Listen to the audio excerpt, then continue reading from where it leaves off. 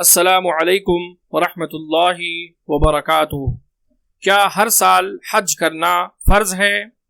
حضرت ابو ہریرہ رضی اللہ تعالی عنہ بیان فرماتے ہیں کہ ہمیں رسول اللہ صلی اللہ علیہ وسلم نے خطبہ دیا تو فرمایا، اے لوگو، اللہ تعالی نے تم پر حج فرض کیا ہے، بس تم حج کرو۔ ایک آدمی نے کہا، یا رسول اللہ صلی اللہ علیہ وسلم، کیا ہر سال حج کرنا فرض ہے؟ تو آپ صلی اللہ علیہ وسلم خاموش رہے، یہاں تک کہ اس نے اپنا سوال 3 مرتبہ دہرایا۔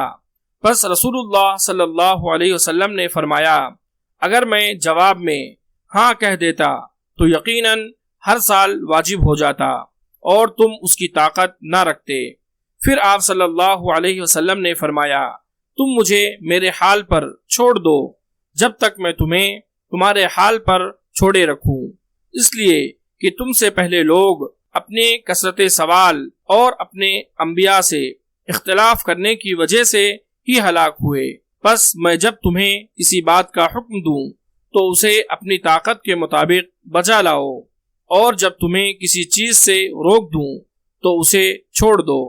مسلم حدیث نمبر 3257۔ اللہ تبارک و تعالی سے دعا ہے کہ اللہ رب العالمین ہم تمام لوگوں کو اس حدیث کو سمجھنے اور اس پر عمل کرنے کی توفیق عطا فرمائے، آمین۔